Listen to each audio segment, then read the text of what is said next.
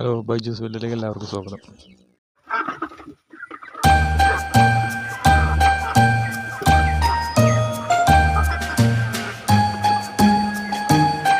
Hello, Sasso കോഴി കുഞ്ഞുങ്ങളുടെ വിശേഷങ്ങളാണ് ഇന്നത്തെ എൻ്റെ വീഡിയോയിൽ ഞാൻ പറയാൻ. അപ്പോൾ നമുക്ക് ഇതിൻ്റെ വീഡിയോസ് ഞാൻ കുറേ ഇട്ടിരുന്നുണ്ട്. ഓൾഡ് കുഞ്ഞുങ്ങളെ കൊണ്ടുവന്നതിൻ്റെ വീഡിയോസൊക്കെ ഞാൻ ഇട്ടിരുന്നു. അപ്പോൾ സാസോ കോഴി കുഞ്ഞുങ്ങൾ എൻ്റെ ചാനൽ കാണുന്നവർ, പുതിയ ചാനൽ എടുത്തിട്ട് ഇപ്പോൾ ഏകദേശം 4 മാസത്തോളമായി. ശരിക്കും സാസോ കോഴി കുഞ്ഞുങ്ങൾ 4 മാസമൊന്നും വേണ്ട. എൻ്റെ ചാനൽ സബ്സ്ക്രൈബ് ചെയ്യും. ആദ്യം എടുത്ത സാസോ കോഴി കുഞ്ഞുങ്ങളൊക്കെ കൂടി 3 മാസത്തിനുള്ളിൽ തന്നെ ഏകദേശം 2.25 കിലോ ഒക്കെ തൂക്കം വെച്ച കോഴികളുണ്ട്.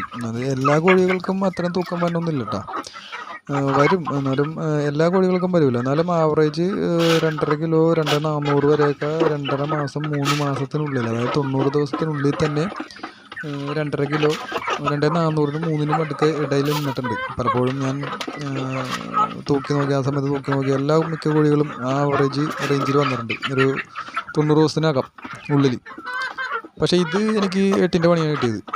ഇത് മാത്രമല്ല, ഇതിനു മുമ്പും 2 ബാച്ച് വന്ന 8-ൻ്റെ പണി കിട്ടി. ഫസ്റ്റ് കിട്ടിയ കോഴിക്കുഞ്ഞുങ്ങൾ മാത്രമാണ് സാസോ, ഞാനെടുത്ത കോഴിക്കുഞ്ഞുങ്ങൾ മാത്രം എനിക്ക് 50 കോഴിക്കുഞ്ഞുങ്ങളെ ഞാൻ കൊണ്ടുവന്നതിൽ 44 കോഴിക്കുഞ്ഞുങ്ങളെ വലുതായി കിട്ടി.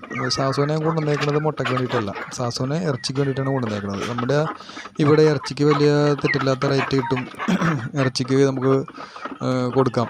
ഇറച്ചിക്ക് ഇവിടെ ഇഷ്ടംമാരെ കസ്റ്റമറുണ്ട്. അപ്പോൾ പെട്ടെന്ന് ഗ്രോത്ത് വെക്കുന്ന കോഴി എന്നുള്ള നിലയിലാണ് ഞാൻ സാസോയെ കൊണ്ടുവന്നത്. അപ്പോൾ സാസോ ആദ്യത്തെ ഇത് മാത്രം 44 കൊടുത്തു. അതിൽ വലിയ ലാഭമുണ്ടായി, വലിയ തെറ്റെന്നല്ല, അത് അത്യാവശ്യം ലാഭം തന്നെയായിരുന്നത്.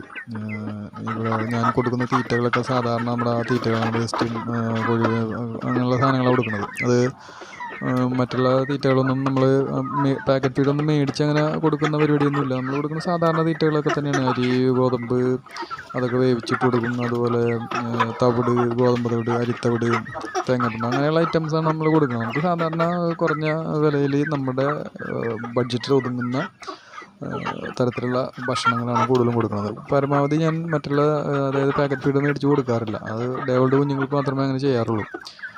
ഒരു പരിധി വിട്ട് വലുതായി കഴിഞ്ഞാൽ പിന്നെ, ഒരു പരിധി കഴിഞ്ഞാൽ പിന്നെ അതിന് നമ്മൾ സാധാരണ തീറ്റകളും ഗോതമ്പും അരി അങ്ങനെയുള്ള ഐറ്റംസൊക്കെയാണ് കൊടുക്കുന്നത്.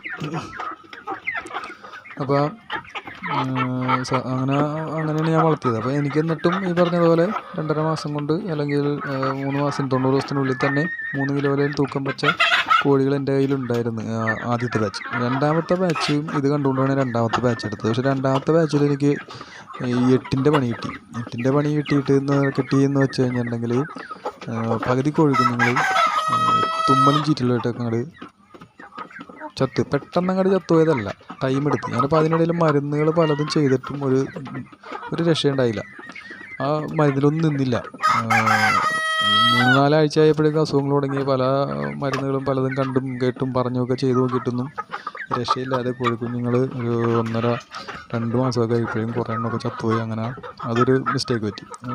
അപ്പോൾ അതൊക്കെ തിരുത്തിക്കൊണ്ട് വീണ്ടും 3ാമത് ഞാൻ കോഴിക്കുഞ്ഞുങ്ങളെ സാസോയെ തന്നെ വീണ്ടും എടുത്തിട്ട് ഈ സാസോ നമ്മൾ വളർത്തി. അതും ഏകദേശം 12 കോഴിക്കുഞ്ഞുങ്ങളെ എനിക്ക് കൊടുക്കാൻ പറ്റുള്ളൂ. അപ്പോൾ 3ാമത്തെ ബാച്ചായിട്ടാണ്.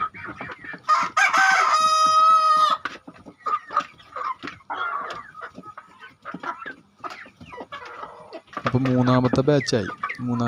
അപ്പോൾ 3 ഫസ്റ്റ് മാത്രം കൊടുക്കാൻ ലാഭം ഉണ്ടാവുള്ളൂ. രണ്ടാമത്തേൽ നമ്മൾ അഡ്വാൻസിൻ്റെ മൂല്യം ഉണ്ടാവില്ല.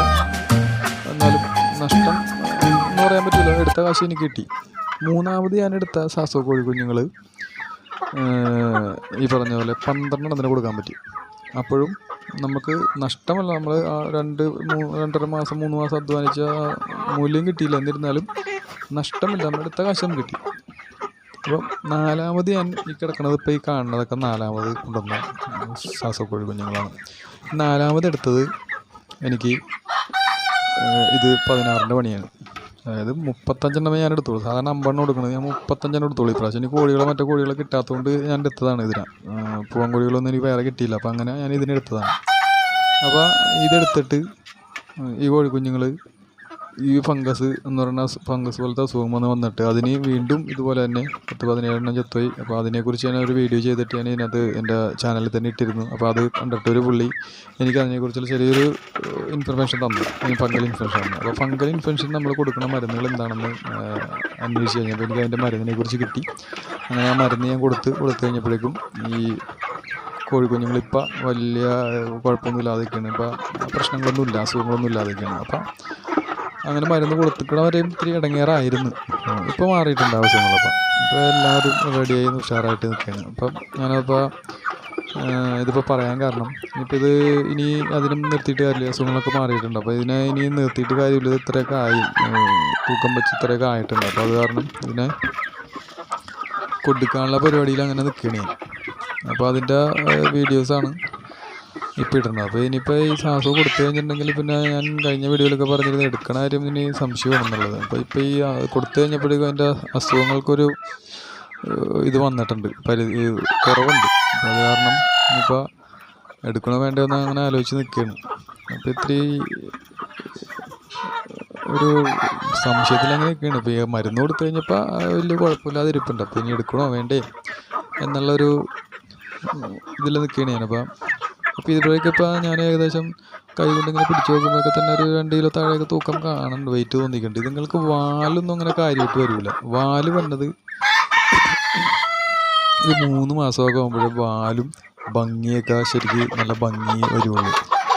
അല്ലെങ്കിൽ ഇങ്ങനെ ഒരുമാതിരി ഈ വാലില്ലാത്ത ഇറച്ചിക്കോഴിനെ പോലെ, ഇറച്ചിക്കോഴി 45 ദിവസം വളർന്നു കഴിയുമ്പോഴേക്കും വെള്ളക്കോഴി എന്നാൽ ഇറച്ചിക്കടയിൽ നിന്ന് മേടിക്കണ ഇറച്ചിക്കോഴി, ഈ സാധനം വാലില്ലാതെ ഇങ്ങനെ അതുപോലെ തന്നെയാണ് നിങ്ങൾ നിൽക്കുന്നത്.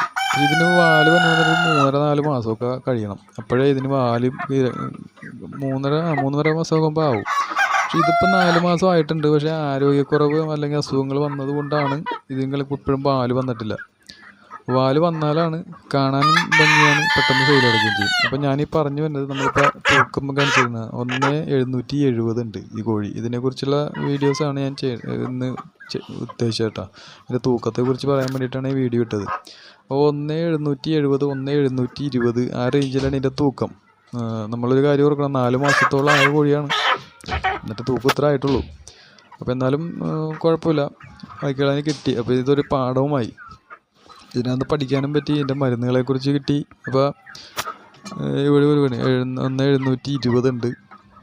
അപ്പോൾ ഇനി ഒന്നും കൂടി വേണമെങ്കിൽ ടെസ്റ്റ് അടിച്ച് നോക്കാനായിട്ട് ഇനി അടുത്തതിനും കൂടി ഇടാനുള്ള പ്ലാൻ ഉണ്ട്. അപ്പോൾ അത് വേണോ വേണ്ടെന്ന് അങ്ങനെ ആലോചിക്കുകയാണ്. അപ്പോൾ കുഴപ്പമില്ല, 1,720, 1,770 ആ റേഞ്ച് ഉണ്ട് മിക്ക കോഴികൾ. അപ്പോൾ ഓക്കെ, നമ്മളിതിപ്പോൾ ഇനിയിപ്പോൾ കൊടുക്കാനുള്ള പരിപാടിയാണ്. ഇപ്പോൾ എല്ലാവരും കൊടുത്ത് തീർത്തിട്ട് കൂട് കാലിയാക്കി ക്ലീൻ ചെയ്തിട്ടാണ് അടുത്ത ബാച്ചിന് ഇറക്കാൻ. അപ്പോൾ ഓക്കെ, ഇന്നത്തെ വീഡിയോ ഇത്രേ ഉള്ളൂ. നമുക്കൊരു അടുത്തൊരു വീഡിയോ ആയിട്ട് വീണ്ടും കാണാം. എൻ്റെ ചാനൽ മറക്കാതെ എല്ലാവരും ഒന്ന് സബ്സ്ക്രൈബ് ചെയ്യണം. Okay, bye bye.